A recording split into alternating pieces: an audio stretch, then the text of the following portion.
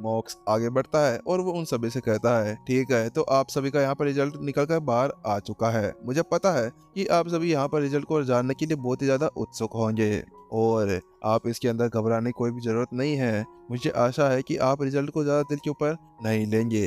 वहीं मॉक्स ने ऐसा कहा और उसके बाद में अपने आगे एक टैप किया। जैसे उसने ऐसा किया, उसी साथ में आसमान के अंदर कुछ नाम दिखना शुरू हो जाते हैं। अजय, प्रणय, आजाद, राजेश, जैसे जैसे वहां पर नाम एक के बाद में पॉप अप होते जा रहे थे, वहीं दूसरी तरफ उन सभी नामों को अपने सामने देखने के बाद में वहां पर तालियों की गूंज गूंज उठी थी। अरे अरे, मैंने इस अनय के बारे में सुना है। और उसके साथ में सभी चर्चा भी शुरू कर देते हैं। हाँ हाँ, मैंने भी इसके बारे में सुना है। मुझे ऐसा पता चला है कि ये एक 9 स्टार मास्टर टीचर का डायरेक्ट स्टूडेंट है। क्या डायरेक्ट स्टूडेंट? जहाँ पर वो दो बात कर रहे थे ना कि अचानक से एक और उम्मीदवार उसके बीच में बोल पड़ता है। हाँ हाँ, डायरेक्ट स्टूडेंट था। इसी वजह से तो यहाँ पर ये इस तरह से टॉप के ऊपर आने में कामयाब हो पाया। हाँ, वैसे तुमने सही कहा। अगर ये एक 9 स्टार मास्टर टीचर का कोई डायरेक्ट स्टूडेंट है तो उसके बाद में ये तो आम बात थी कि वह इस लेवल को अचीव करने में कामयाब हो गया था। अरे अरे, देखो उसके अंदर चारू भी है। हाँ हाँ, अरे चारू भी? क्या वास्तव में ये इसके अंदर है? हालांकि उनकी बात सुनने के बाद विपिन की भी निगाहें वहां पर चली जाती है और वह देख पाता है कि चारू भी अभी उस इलाइट डिवीजन के अंदर घुस चुकी थी। वहीं अब सभी उसी तरह से बात कर रहे थे और वहां पर सभी नाम पॉपअप होते जा रहे थे। हालांकि वहां पर सभी 49 लोगों के नाम आ चुके थे और अब अचानक से वहां पर जो लास्ट नाम था वह आ ही जाता है। लेकिन जैसे विपिन का नाम वहां पर आता है ना, सभी सभी हैरान परेशान थे। वहां पर सभी अब विपिन के ऊपर ही बातें करने लगे थे। वह सभी अब यही सोचने लगे थे कि आखिरकार ये विपिन कौन है। लेकिन एक आवाज सुनाई देती है, अरे उसके आगे विपिन सेन लिखा हुआ है। क्या इसका मतलब यह है कि वह विपिन सेन सेन कबीले के अंदर से है? अरे अरे, ऐसा कुछ भी नहीं है। मैंने वहां पर सभी उम्मीदवारों के बारे में सुना है जो जो सेन कबीले के अंदर से निकल कर आए हैं। मैंने उसके अंदर इस तरह के नाम को कभी भी नहीं देखा है। हाँ हाँ, सही कहा। ये विपिन कोई सेन कबीले का वारिस नहीं है। बात कुछ ऐसी है कि यहाँ पर ये रोजा साम्राज्य की तरफ से आया हुआ है। ये वहाँ के मास्टर टीचर पवेलियन के अंदर एक मास्टर टीचर है। और इसके अलावा यहाँ पर आते ही इसने जीत की तो बैंड बजा दी थी और वहाँ पर ग्लेशियर रेन सोर की सभी लड़कियों से यहाँ पर पंगे भी ले लिए थे। क्या वास्तव में तुम ठीक कह रहे हो? हाँ हाँ, वास्तव में सही कह रहा हूँ। वैसे ऐसा होना भी चाहिए। वहाँ पर सभी विपिन के बारे में बात करने लगे थे, क्योंकि अगर वह इतना ज्यादा प्रतिभाशाली नहीं होता तो आखिरकार वह कैसे यहाँ पर संत अकेडमी के अंदर आ पाने में कामयाब हो पाता। लेकिन उन सभी को एक बात ने यहाँ पर हैरान कर रख दिया था कि विपिन यहाँ पर रोजा साम्राज्य के अंदर से आया हुआ था। हालांकि फिर भी वहाँ पर वह टॉप 50 के अंदर आने में कामयाब हो गया। इसका मतलब वह अभी इलाइट डिवीजन का एक मेंबर बन चुका था।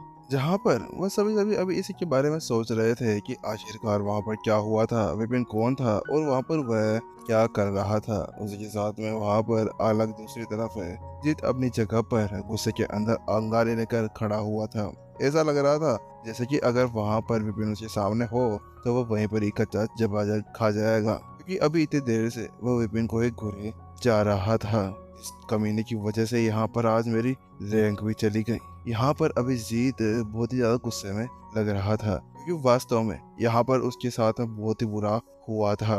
उसने यहाँ पर बहुत ज्यादा मेहनत की थी इस लेवल के ऊपर आने के लिए। वहाँ पर अपने 3 दिनों के अंदर वह बिल्कुल भी नहीं सोया था। वह पूरी तरह से वहाँ पर उसके अग्नि मग्न होकर बैठा हुआ था। हालांकि उसको ऐसा नहीं लगा था कि एक बार इलाइट डिवीजन के अंदर आने के बाद में लास्ट को उसको 2 मिनट के अंदर ही पछाड़ दिया जाएगा। इसके साथ में ही वह ऐसे मनी मन के अंदर विपिन को गंदी गंदी गालियां बक रहा था, जिसके बारे में मैं आपको बता भी नहीं सकता। वहां पर वह जल्दी से एक जगह पर जाता है। भाई जगत, ये कमीना, इसकी वजह से मेरी आज यहाँ पर रैंक नीचे गई है। मेरा सम्मान वहां से मेरे से छीन लिया गया है। भाई जगत, तुम्हें यहाँ पर मेरी हेल्प करनी होगी। विपिन लिहाउसी की थोड़ी सी वहां पर जी से थोड़ी सी दूर के अंदर एक लड़ाकू खड़ा हुआ था जिसका नाम जगत था, जो शैन कबीले के अंदर से आया हुआ था। उसकी जो साधना लेवल था वह अभी संत स्टेज 6 के प्रथम चरण पर पहुंच चुका था और वहां पर जीत उससे मदद की गुजारिश करने के लिए वहां पर गया हुआ था।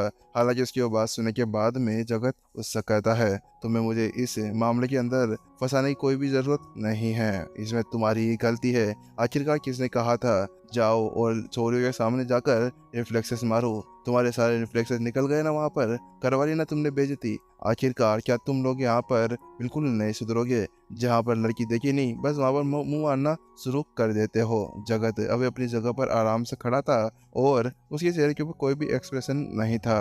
हालांकि वो वहाँ पर जीत को सुनाते जा रहा था। वहीं उसकी वो बात सुनने के बाद में जीत उससे कहता है, हाँ जगत भाई, मेरे को पता है कि इसके अंदर मेरी गलती थी। हालांकि फिर भी मैं अपने लिए यहाँ पर पश्चाताप करने की कोशिश नहीं कर रहा हूँ। यहाँ पर बात कुछ ऐसी है कि यहाँ पर जो वो सामने खड़ा हुआ विपिन कमीना है ना, उसने यहाँ पर सैन कबीले को बहुत बुरा भला किया था। उसने ये यहाँ तक ये भी कह दिया था कि सैन कबीले के अंदर जितने भी ज़्यादा लड़ाकू हैं, जितने भी ज़्यादा यंग मास्टर्स हैं, वह सभी बहुत ज़्यादा ठरकी हैं और जहाँ पर लड़की देखी नहीं वहाँ पर बस मुंह मारने और उन्हें इम्प्रेस करने के लिए चले जाते हैं। वही उसकी वो बात सुनने के बाद में जगत उससे कहता है, ए तुम जीत, अब तुम बहुत ज़्यादा बोलने लगे हो। तुम फालतू में अपनी ये जो नॉर्मल से फालतू की बातें हैं ना, ये मेरे सामने करो, नहीं तो तुम्हारे लिए यही अच्छा होगा। हालांकि यहाँ पर अभी तुमने शैन कबीले का नाम ले दिया है, इसी वजह से हमारे हाथों के अंदर शैन कबीले की एक सम्मान प्रतिष्ठा और उसका अपमान करने वालों को अच्छा दंड देने के लिए एक आज्ञा होती है।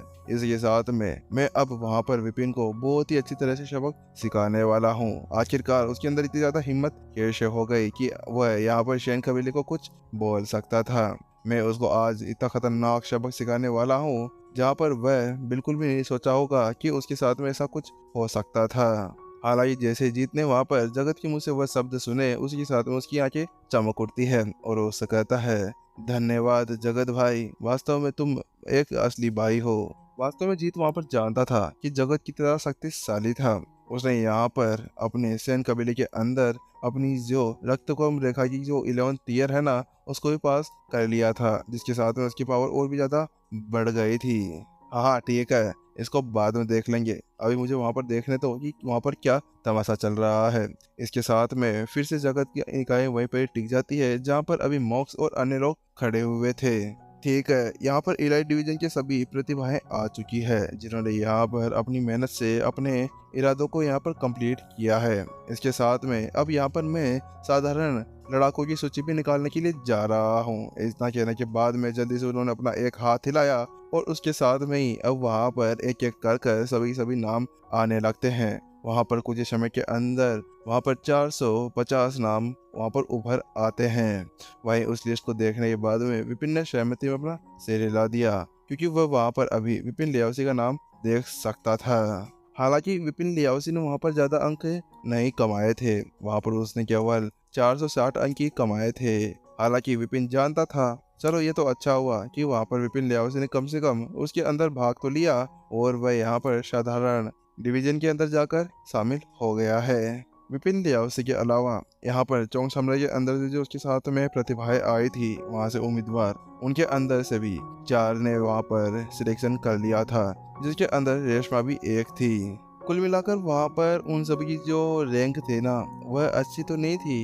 हालांकि यहाँ पर उनके साथ में एक अच्छा काम हो गया था कि कुल मिलाकर यहाँ पर उनके अंदर जो 33 प्रतिभाएं आई थी ना, उनमें से यहाँ पर 7 सिलेक्ट हो चुकी थी। इसी वजह से वहाँ पर विपिन ने भी राहत की सांस ली थी, क्योंकि ये उनके लिए ही अच्छा था। जहाँ पर विपिन और विपिन लियाओसी इसी तरह से अपनी रैंकों के अंदर देख रहे थे, वहीं दूसरी तरफ फिर से मॉक्स की आवाज सुनाई देती है। ठीक है, यहाँ पर अब आप सभी को साधारण डिवीजन के सभी प्रतिभाओं के बारे में पता चल गया है कि इस लिस्ट के अंदर कौन कौन है। तो अब मैं यहाँ पर सुनने वाले छात्रों की लिस्ट को बाहर निकालने जा रहा हूँ, जो यहाँ पर बाहर रहकर इस लेक्चर को सुन सकते हैं।